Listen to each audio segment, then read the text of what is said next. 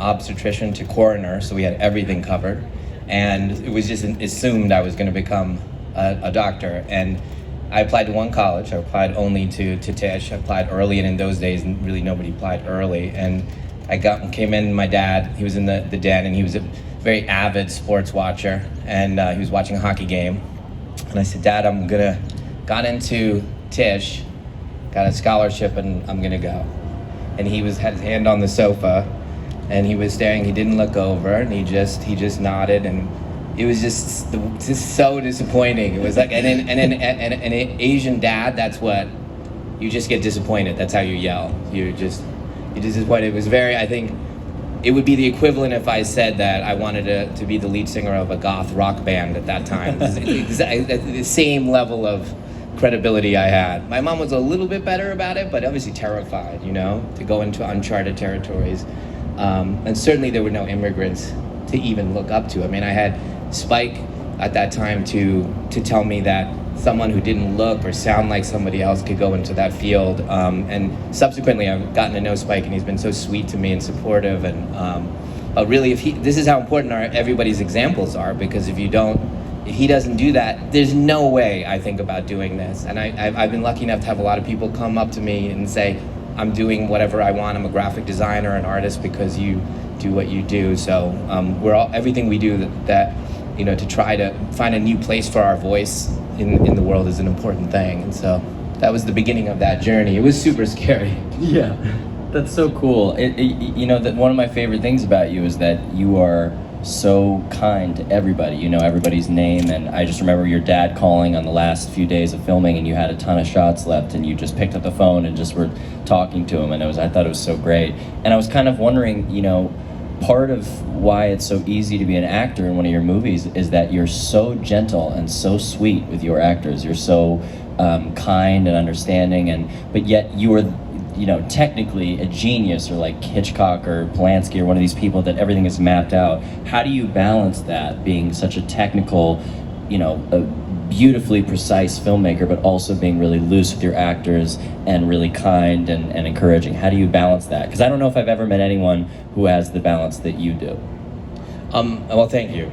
I say, I'm a very formal filmmaker. Everything is storyboarded. I told these guys when they came that think of it more like dance choreography, that rather than kind of fighting, I wouldn't do that, I wouldn't sit there, I wouldn't do that. Think of it as choreography, and we're going to do paintings. And in this particular movie, the cinematic idea was we're in an amorphous space, which is the beach, and I'm going to use the movements of the camera in an angular way to create kind of geometric movements that would give form to this ambiguous space. And this came kind of watching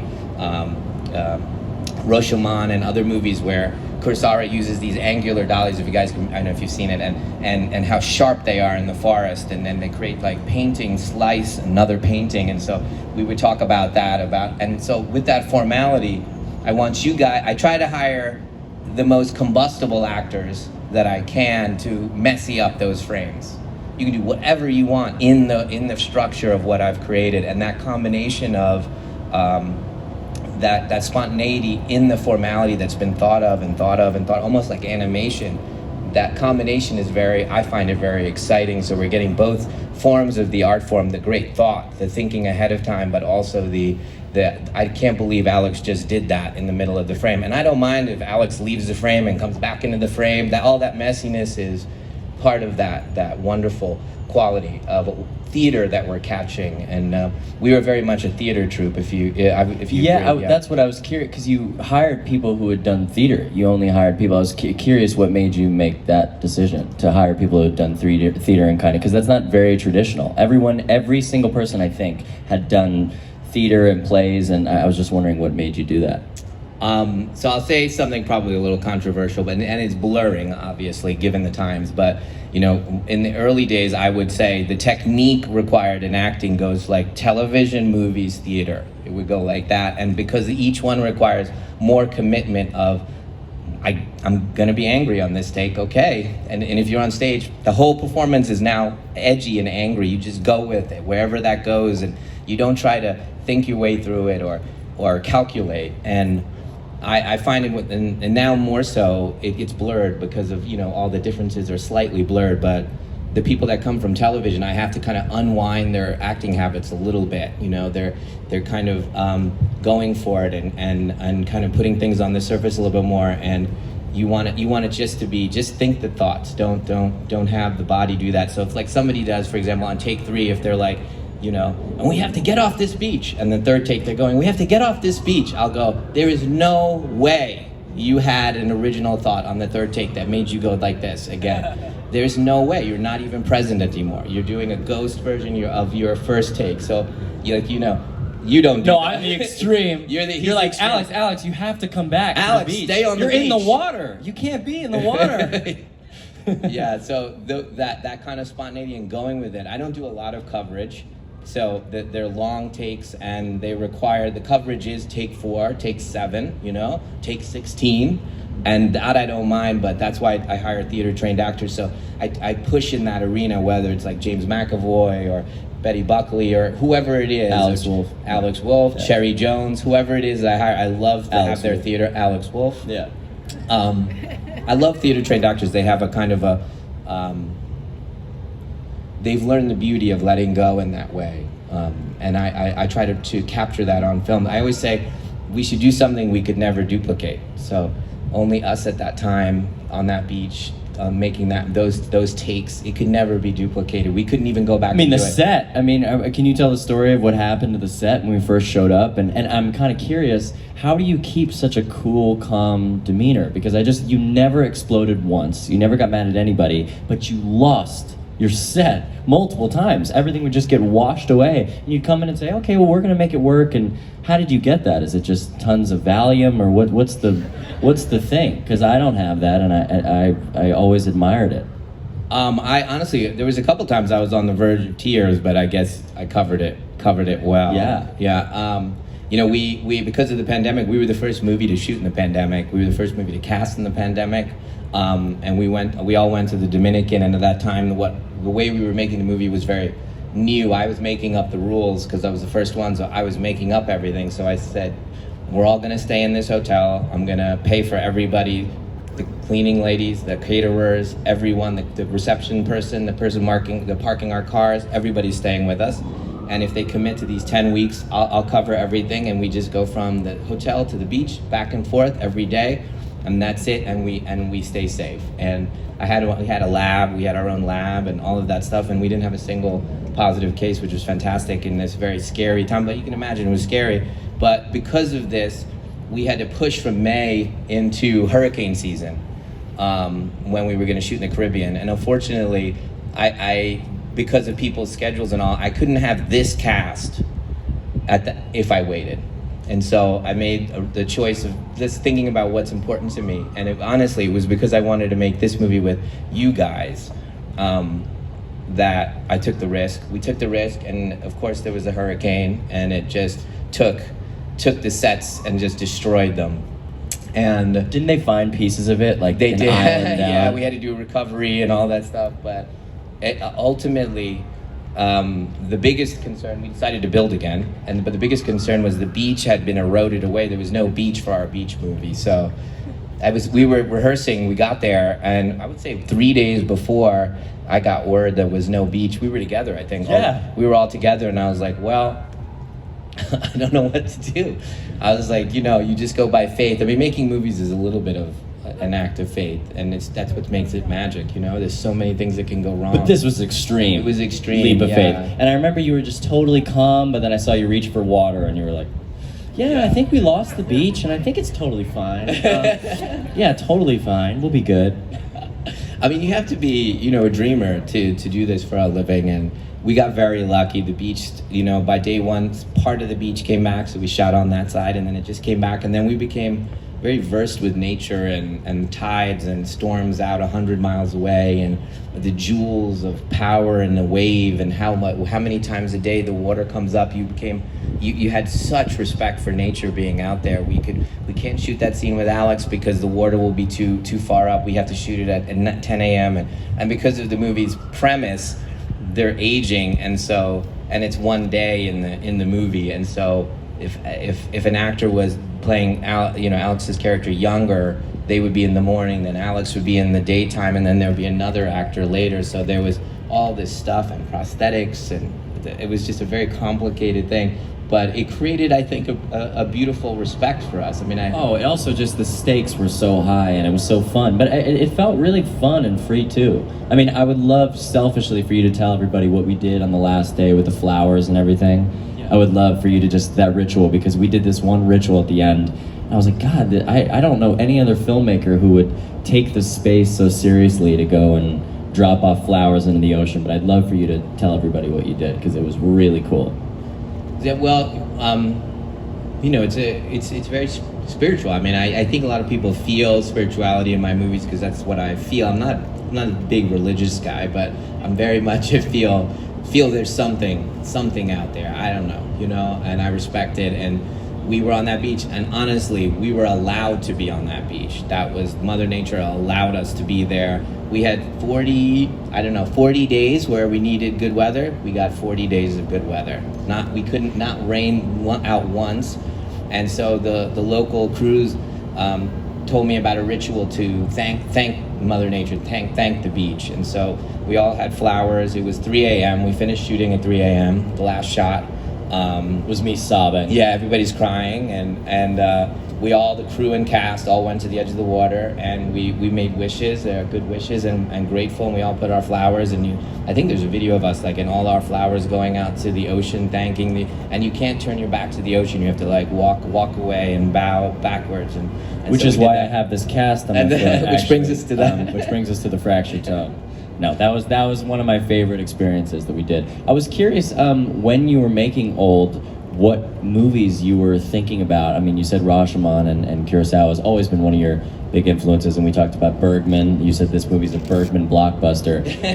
but I'm curious as to, like, if you look at Sixth Sense and you look at Signs, do you see other filmmakers in your earlier work versus Old and Split and Glass? And do you see different filmmakers inspiring you later, or is it just kind of a singular, No, it's at that time whoever's influencing, or there's something I see or watch. So I'm very careful, and my wife can attribute to what we watch or what I read. I read a lot and I watch a lot, but I'm very careful.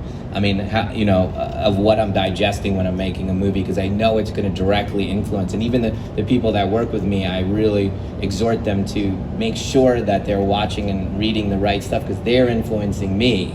And so in every way you can imagine, and so each movie has its own influences. On Split, we were Mikey, who's my cinematographer, he and I were watching a lot of Altman, and so like, strangely, you think, like, Three Women and All was very influential in how we were shooting Split. But on this movie, we were interestingly into a lot of Australian New Wave and, like, Walkabout, Picnic at Hanging Rock. A whole group of them, because there was a lot of those movies that dealt with nature a lot, the relationship to nature, kind of thriller-esque, but using kind of zooms and movement and kind of a kinetic nature to create a kind of collage. This is on Split. No, this is us. Old. This is for Old, yeah. So you'll see, like, these influences from Australian New Wave in there. Walkabout is just, like, one of my favorite movies. So great. Yeah. So that was a big influence. Mikey and I watched it again while we were there and thinking about. You screened Psycho for everyone too, because I know you're a Hitchcock fan. That was really fun. I would love to pivot a little bit and talk about a movie that I don't know that you talk about that much, that changed my life. Again, we talk about this, that's somewhere in there is actually your authentic self. So you don't rebel. When we're younger, we rebel. It feels good and you're supposed to. You're supposed to rebel to find your own place and your own colors, but that's not your place. The full rebellion, just by rebellion, it's not your place. And conformity is not your place. Acceptance, so it's somewhere in between there, and that's only you can tell when, like, when you see Old, it's like, I'm pushing the form, but I'm also aware of how far I can push them, and so there's a little bit of that give and take in there, and in there's some honest version of it. I often tell, like, when you think about independent films and commercial movies, let's just call it those two titles. Commercial movies acknowledge the audience. And so they acknowledge the cab driver and the doorman who spent that money and came to the movie and said, I know you want to escape, and we see you, and here it is. Here's the car exploding and the thing and the whatever it is, the beautiful person and the thing, and they fall, whatever it is, the escape part of it, they see you. And then an independent movie, I'm just using these as broad categories, is someone saying, this is what it's like to be the day in this person's life in this apartment, and I'm give you so specific a thing that you can see who I am, you can see me, and so, but they don't acknowledge the audience at all. But when you come away from the commercial movie, you just put the key in the door and you go on to the next thing, because you didn't change. You were just you, and you didn't change, and you were acknowledged, but you didn't actually grow. And the independent movie, you grew, you now have this other person's life and their worldview as part of your life experience, and you grew, but you weren't seen. And so there's this weird, hey, I need both. I strive for that, where there's some place where you can see me and I can see you. It's a tricky balance, because normally one or the other, the rules are clear, but when you're trying to do both, where I see you guys and you can hear me, it becomes a conversation, and it's super uncomfortable. A relationship that we're having. This art form is really different. When I show one of my movies, it's they're alive and they're sitting there and they're listening. With what I showed old to an audience this recently, and I don't even know if I should say this, but there's a test that I have when I'm showing the movie is the bathroom test. So the bathroom test is, as I show the first cut of the movie to 300 people or whatever, 30 people will get up and go to the bathroom, and they'll get up and go to the bathroom like this. They'll be like,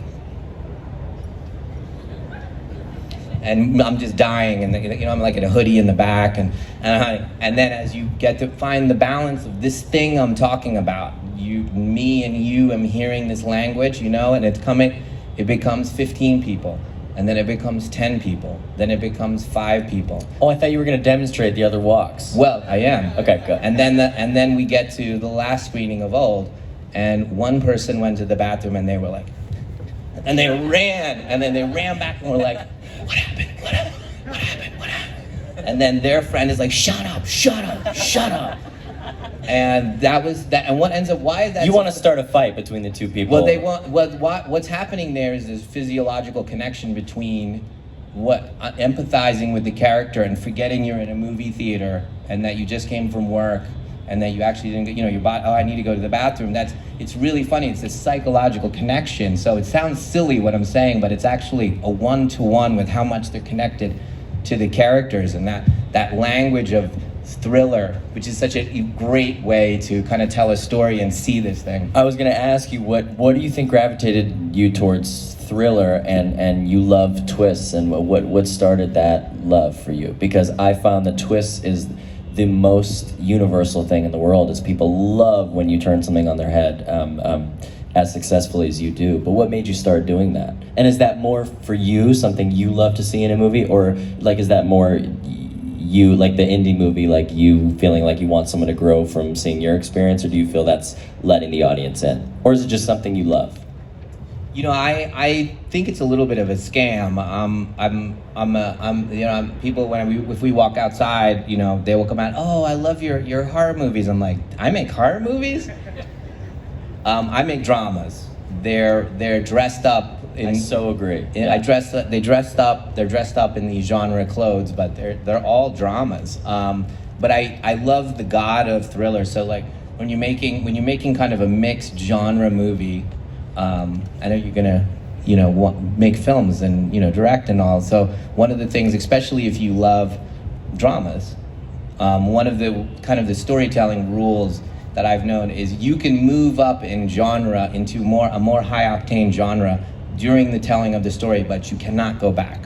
So you can start drama and then go to mystery, and then go to thriller, and then go to supernatural thriller, and then go to horror. Each high octane, you cannot go back. So you can't go drama, then go to horror, then come back to drama for 10 minutes. They lose it, right? Because each one has more stakes as you go. And so you can click up like that, but you can't go back. So these are the things you you learn, and a little bit of the bathroom test is that, as I go from drama to mystery to thriller to supernatural thriller, as you're watching old, like that cadence of movement, and then you can spin it, you know, the drama. But I have found it's a great way for it to be disciplined, that the drama part isn't as, it can be more amorphous, right? You know, if you're in a drama, but a thriller has, you know, a structure to it. You know, if we're thinking about literature on like on an axis, the wider the better. So the more you know about the characters, the better, how they think, how they move, all that stuff. And the vertical, the plot doesn't need to be so high in literature, right? That you get more satisfaction by knowing what she cooks, what she's waiting for the guy to come, and you know what the heartbreak and everything, and what dish she made and all that stuff. But in a movie, the vertical is the most important. It's a plot, it's a structure-driven format, and so you can do character work, but only along the way on the vertical. So that's the pressure on us, so that understanding. And as you go genre higher, the higher octane genre gets tighter and tighter and tighter. You know, if you have the heartwarming conversation between, you know, your character and another character, it has to be within the context of the pressure of the genre. So this balancing act, which you can't see as well on the page, but when you see the visuals, you can't even see it that well sometimes when you're doing it, because I remember just doing a scene where I had to point out at the ocean, describe something, and you know, it's been a long day, and so you just start pointing at the ocean to describe something, and you go, okay, wait, no. You were a child a minute ago. Like, you know, the stakes are extremely high. Don't just point at the ocean, remember. And I'm like, right. So I felt like you were constantly trying to get everybody in your process of remembering. And I think that's why all your movies are so thrilling to watch, is the stakes are always there. And I just really, really love that. Oh, thanks, bro. I mean, it's a hard one, because you're at minute 80 of the movie, it has to be pitched in a certain way, otherwise you guys go, oh, this is we tacked back in genre. It's unconscious. You guys understand the structure intuitively, and you tack back and you go, I gotta go to the bathroom, and then you go, well, I have to do it all. Yeah, it's hard, because that's what I'm wondering, because I feel like, you know, I'd say in terms of like Signs is maybe the most spiritually optimistic movie, and something like The Village maybe has sort of your darkest, most cynical message at the end in a terrific way, the same way Psycho does or something.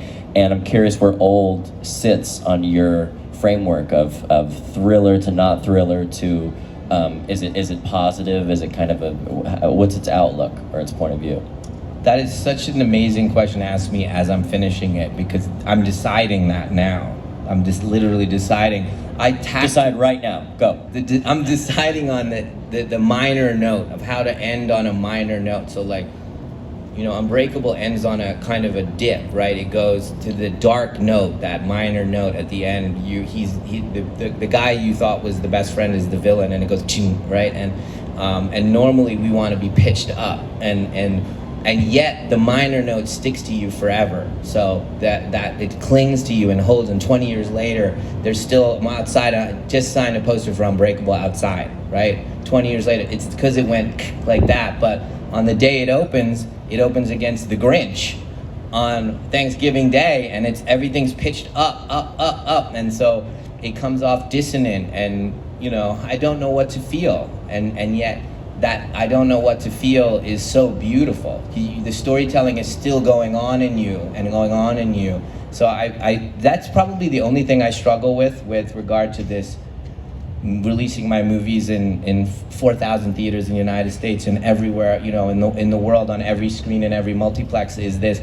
I tack towards this minor note, and yet I know the consumption of it in a multiplex for everybody, for everyone, it's hard. They go, what did I just eat? What was that? You know, that has to be pitching it correctly. But I see your movies as it's like you taste gummy bears and they taste really good, but you can't eat that for a meal. You know, it'll rot your teeth. I feel like your movies are like a burger and a great meal and the dessert and the cake. I feel like it has everything, and I'm so curious as to what Old's gonna do. To change gears, do you believe in ghosts? Be real. I believe in energy. Yeah, I believe there's something that we're antennas that I did we put ask out about energy. ghosts specifically. I know. I think I'm. The girls say there's a ghost in our house, but I don't know. That's what they say. I think it's a squirrel, but it's in the attic. She's sure that she's seen a ghost in our house, but so whenever she says that I saw a ghost, I'm like, oh my God, you've proven the afterlife. That's amazing. Let's get you on a talk show. This is incredible. Why don't you just do the dishes? It's gonna be fine. No, it's like, but I wish it, like I wish you did see a woman in the room there, so that we could go, wow, we keep going on, and I want that. I want it. I haven't been able to confirm that, but I'm hopeful. I'm hopeful, which is why I tell these You would stories. want there to be ghosts. I would like the idea that energy keeps moving into different forms. It feels right. If you could like hang out with a ghost, who would it be? I don't know why Jim Morrison just popped into my head. Oh my God, it'd be so fun. Can I come? I'm sure there's a lot, but that was the first person I thought of. That's really good. It's funny, I see them out there and I'm just thinking how, Ashana's directorial, I think debut on Servant was so amazing, and just the whole family are just incredible creative forces. How have they sort of informed your work? Because in some ways I've felt you've always made deep work, but in the past maybe 8-10 years it's gotten even deeper, and it's gotten even more challenging, even more thrilling, and maybe even more soulful. I'm just wondering how that's affected you.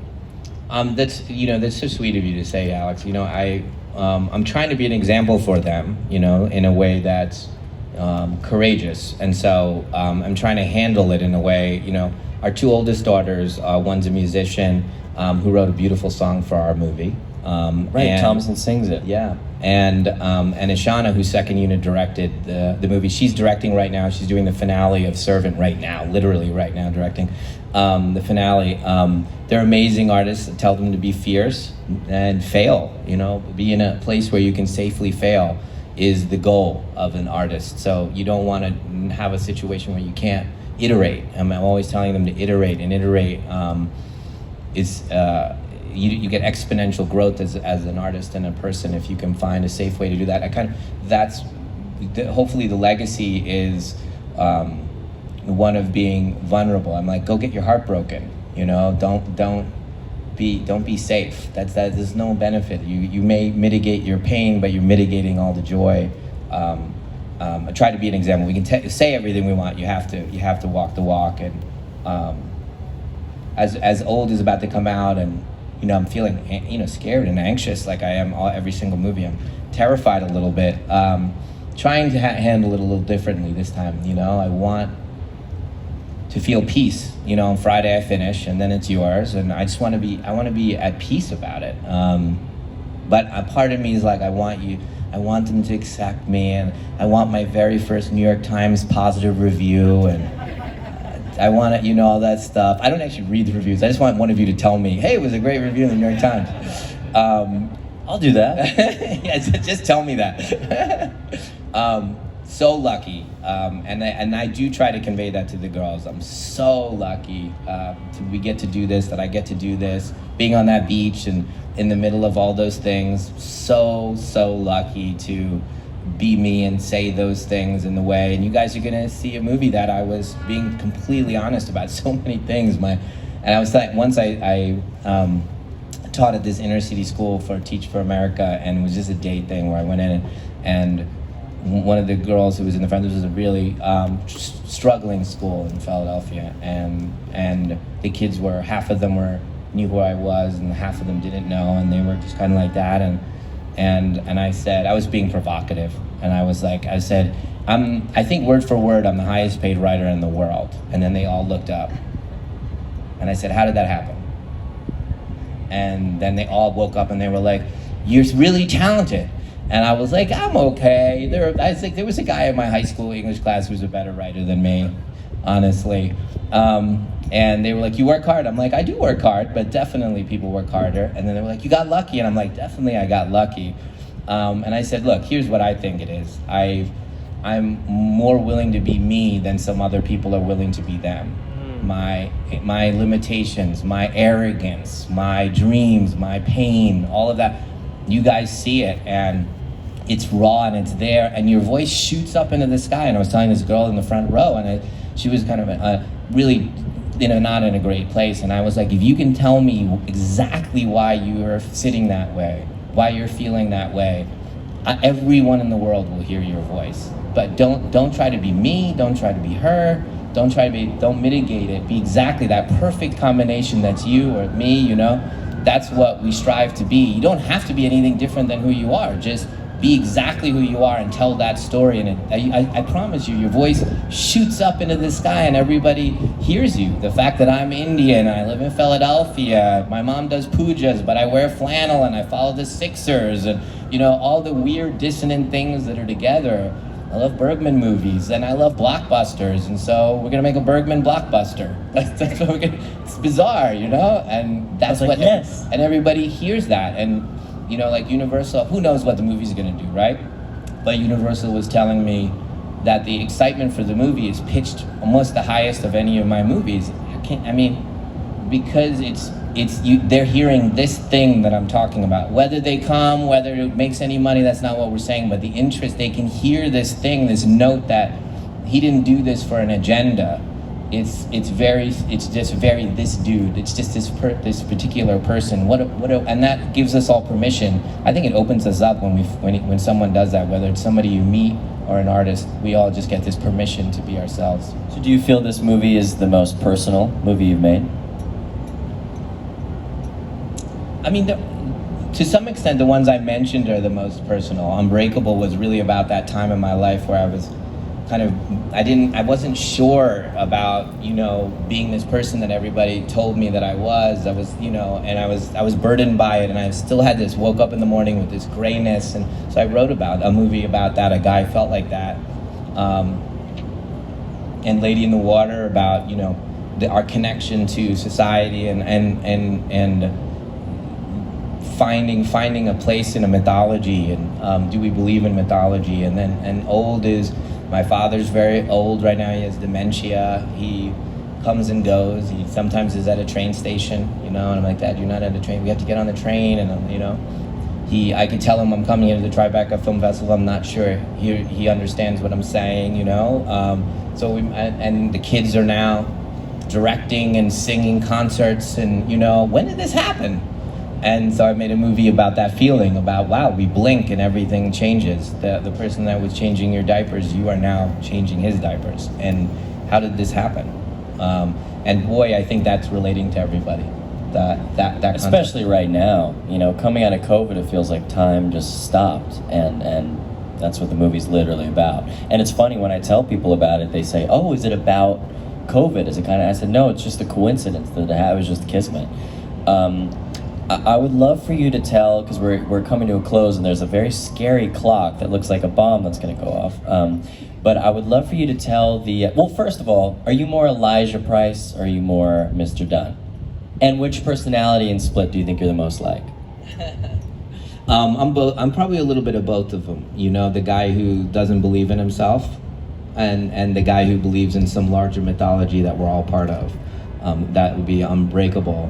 And Kevin Wendell Crumb, for me, the idea that there's different parts of ourselves, how amazing we are survival. The idea of dissociative identity disorder, which comes from, it's specifically a disorder that comes from children that have been abused repeatedly from ages 1 to 5, and usually by a caretaker, and your brain bifurcates and makes up other versions of yourself to protect you. And that bifurcation, that skill set keeps on going in your life until you have a myriad of people that aren't you, that are with you all the time, that protect you.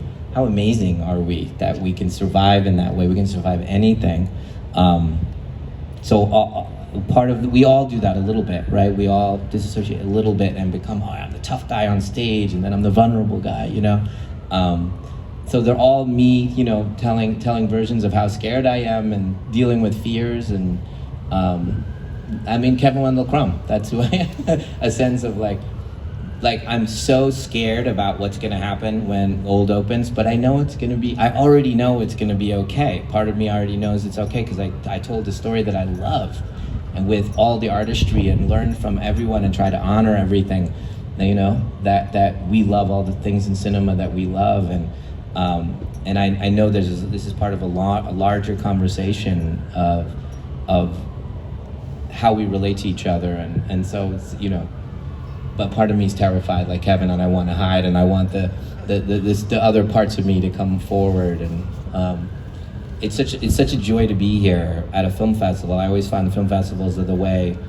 I've entered the industry. I first went to Toronto Film Festival. That was the first time I showed my first movie at 21. I went to Toronto and showed that movie. And then when I did The Visit, and when I did Split, we went to film festivals. And Split, I showed at the Fantastic Fest in Austin. And I just love the idea of, you know, people that love cinema and want to hear a new voice. And it's so, you know, it's a joy to be here with you guys, and on the eve of this. It's such an interesting time as I'm finishing the movie, the week of finishing the movie, to be with you guys and just be able to talk. You can feel my energy, right? It's like, I'm still not done, I'm scared, I'm almost there, and I'm super inspired, and like I was tearing up watching it. The orchestra was in, and we were, you know, doing it, and we were like, how do you not collapse? I mean, how do you not just get so depressed? Because I finished our movie and I slept for like 2 months. I just couldn't deal with it. And I mean, it's your baby. How the hell do you deal with that? There's these new characters that I'm hearing for the next movie, and that they're calling me. I know my wife's like, no, but they're calling me. I cannot wait to start writing them. That's weird, but I give it on Friday. I know on Saturday I'm gonna be like, what happens to her? Is that a survival instinct, or is that probably yeah. the artists that I love, like Agatha Christie and all, they just wrote the next one, just did the next one. That's a joy. That's our, you know, that's where our energy shouldn't be. It shouldn't be like out there and kind of waiting for acceptance, but to tell the story of these characters in the most honest and powerful way. So that whoever those new characters are, I can't wait to learn about them. And you go to work. I mean, that's how it is for you. It feels like you just work. You go and you write it, and you go and make it, and then you go and make your next one, which I love. I have a really fun lightning round before we even go to the audience, but I would love to close it out, or before my lightning round, because it's going to be very fun. But I love your idea of there's two versions of your life. You know, you talk about how there is one way to look at it, and a totally separate way of looking at it. And I'd love for you to talk about that. And I love your street ball analogy that you told me about, how if you were ever a basketball player, you'd put in your contract that you could go play street ball just to kind of get more of a sense of your love for basketball. So I would just love for you to kind of give that for everybody, because it really inspired me. Yeah, I mean, I think when we start to define ourselves in a way that separates ourselves from each other, you know, oh, I'm a successful dude who's done all these things and blah, blah, blah, that separates me from even me, but certainly from all of you, as opposed to the things I'm honestly telling you. I'm scared. I don't know. I'm trying to be honest. This could work. It may not. I want to be accepted. Hey, I might sell out. You know, I'm being honest with you. You know, I'm trying to look at my life as, you know, you can look at it either way. There's the two columns I think about in life. The thing that's brought me some sanity is thinking about my life in two columns. There's the column that you have control over and the column that you don't have control over. And you can get confused really quickly about those columns. You write a song, the song becomes a big hit. Oh, I had control over the second column. No, you did not have control over the second column. You had control over the first column. I wrote a song, it was a failure. Oh, I have to do something to avoid that. I keep telling you, you don't have any control over that second column. You know, it's this column, and the beauty is that's the only thing you ever need is this first column. What do you have control over? Just like I told that story about The Visit, right? I did not have control over. In fact, that second column that I was trying to control so much involved a guy who's in Rikers prison right now. That's who I wanted the second column to be. And I focused, because of circumstances, I stayed in the first column, and I just worked on the next line, worked on the next shot, worked on the next edit. That's all I had control over, and that's enough. That is enough. So that's the kind of the two versions of your life. You can look at it and look like you have no control, and one where you have a lot of control over these things. It's a beautiful, freeing thing. The agency involved with that. I think that's what you were talking about. Yeah, that's amazing. Okay, quickly, because I'm getting it's like Secret Service is coming around and they're giving me certain messages in weird Morse code that I have to speed it up. But quickly, Fellini, Bergman, or Buñuel? God, you can't do this. Yes, I can. I know Buñuel was probably the most for this movie, Yeah. or at least when we were Yeah. going into Yeah, it. But I feel yeah. like since maybe Bergman is. I think Bergman. Right this second. Right this second. Right this go. second. Yes, I like that a lot. Okay, Hitchcock, Nicholas Roeg, or Polanski? I refuse. Okay. Truffaut, Godard, or Eric Romer? Truffaut on that one. Scorsese, De Palma, or Lumet?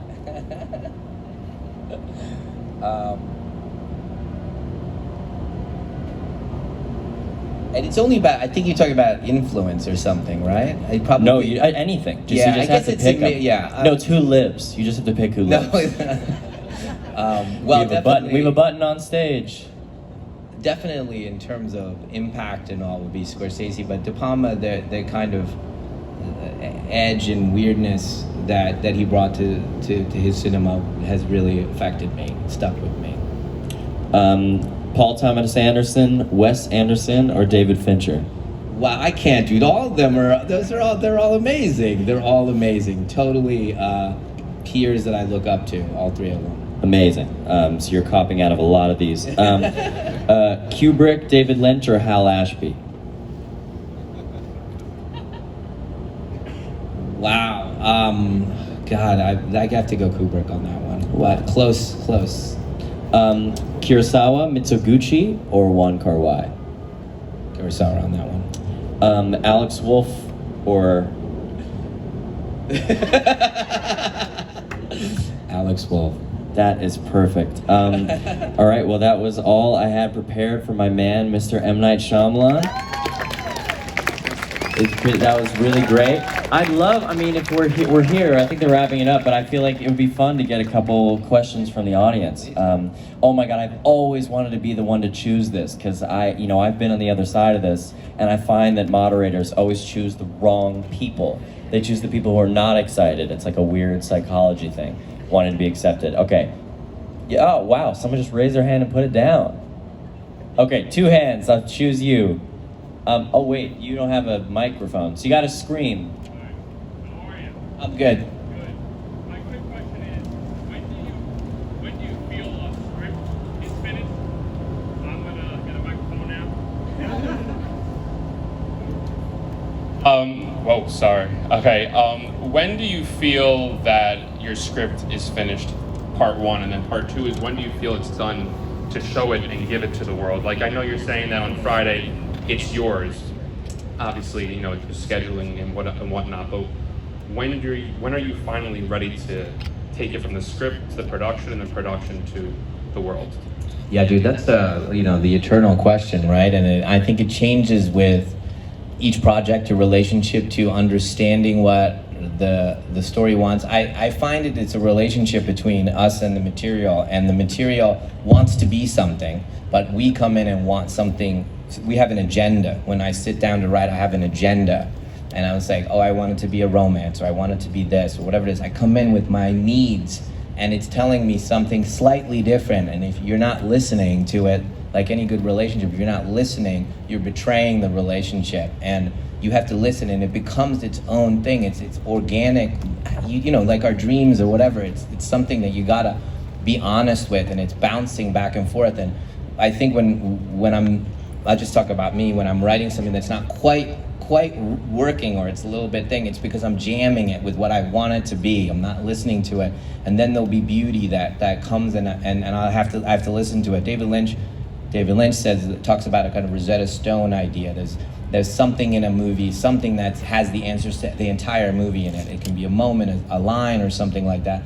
And when I hear that Rosetta Stone thing, I follow that and try to make it throughout. But the whole idea of like who do you show a screenplay to, when, how much, it's so hard. I think it's an act of self-evaluation that's so hard. I show it to you because I want you to tell me it's amazing, right? So when do you, that's even the wrong motivation to do it, or I'm stuck and I want you to answer it for me. Well, you're stuck because you know this thing is wrong and you're not, I can't figure out what's wrong. Well, you're fighting it. What is it it wants to be? It doesn't even want that scene. It never wants her to meet him. It wants to go here. It doesn't, whatever it is, if you're truly listening to it, being honest, you have to have certain people around you that I guess you trust, that you can give it to at the right time.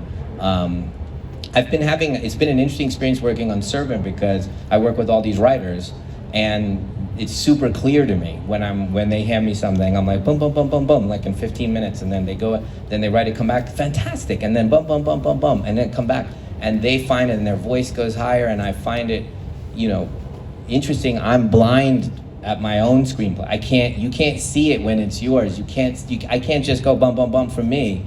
I can't see it because it's so tied with what I want it to be. So look, the movie, it definitely is 3 parts. We finished the screenplay, and oftentimes the craft of the screenplay I can make you read 120 pages and you'll go, I love this when you read it. But in there inherently are a lot of problems when we go to make it, but I've now learned how to do the craft of writing it so that you love this part as if this was the finished form. This is not the finished form. This is the blueprint for where we're gonna go. Exactly, like, does Alex's scene go on too long in that thing? No. In not Alex's, everybody else's. In that pyramid of pressure that's coming from the thriller, If I'm truly listening to it, I could hear it. But once I put it up and we start recording it, then I start to see, and I start to go, it's going like that. And then finally, the editing process is the final of that. It's when I used to sell them as specs, whereas I go out I write a script and then we'd auction it off to everyone in the industry. That's how I used to do it. And it would I'd get it to the place that I felt like it was unique, that it had a form and it had a singular voice. And I felt, that it felt something, I felt that vibration, that it was something, unusual I haven't read before. It's a hard question to answer though. That was awesome. I think I am getting a signal that we have to wrap it up. Last one. And I think we should do one last one as well. Even 2 if we have time. You're cool with me choosing? I have a good eye for it. Okay. You know what? People have learned that more is more. I'm gonna go with the two-handed woman in the back. I mean, everyone here is two-handed, but she was raising hands. Maybe not everyone. We cannot I don't hear do you. public speaking, but what advice would you have for more mature filmmakers that, we've gone through, raised our kids, we're trying to find pieces of ourselves coming back? Because I always feel we're talking about young filmmakers who I support tremendously, my daughter being one of them, the director. So what advice do you have for more mature filmmakers who we're constantly told it's a young business, and we do have a voice, we have something to say, but then we get very discouraged or very afraid to say something that we don't fit in anymore, we don't have something to say? Wow, amazing question. Amazing, so beautiful. He loves your question. He never said amazing question about mine. I'm just gonna say. Yours were amazing. Good job. As Yeah, well. thanks a lot.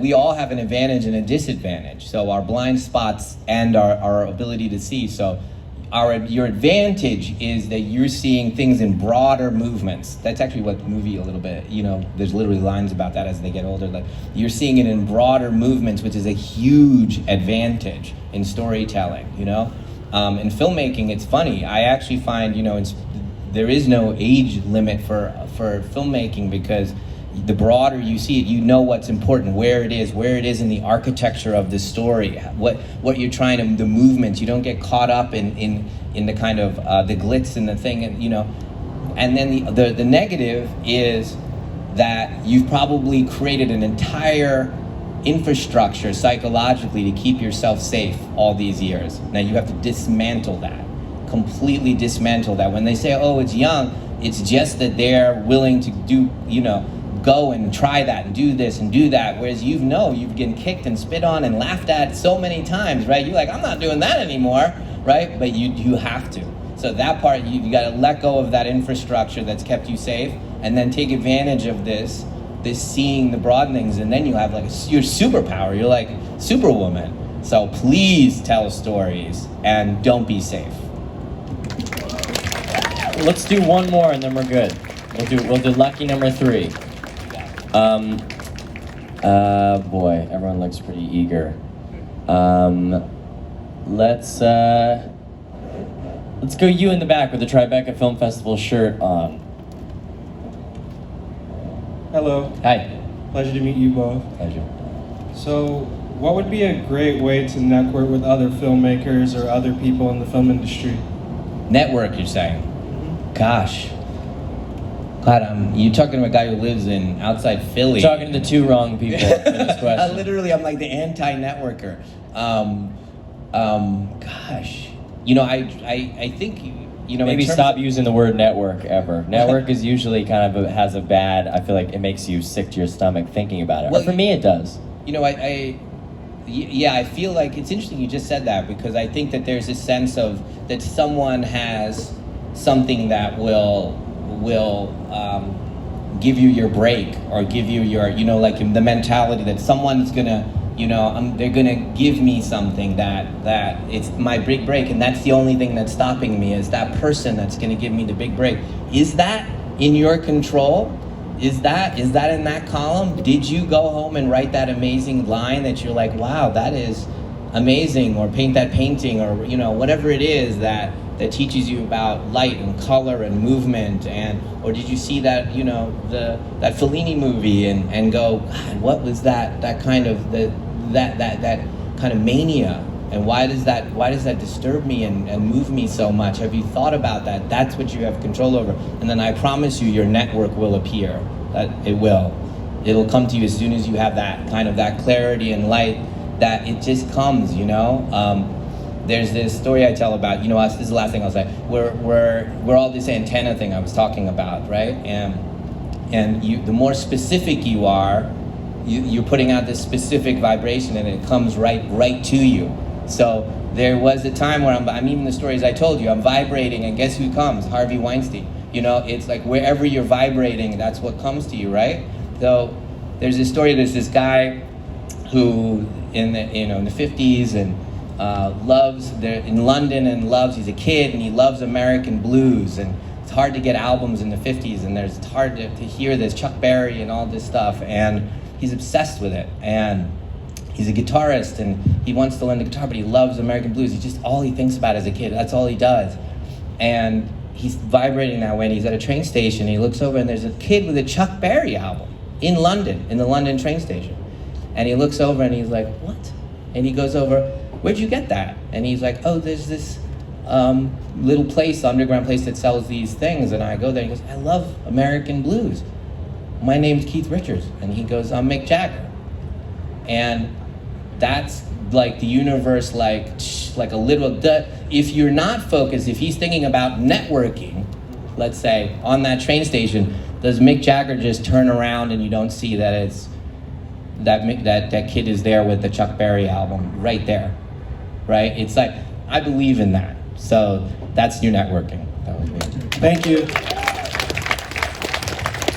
All right, that is it. I'll just say thank you so much for everything you've done for movies and for me as a person, and I love you so much, and you're just a titan, you're an inspiration, and you're handsome as hell. Let's stand up and let's bow. Thanks, bro. Thank you, guys.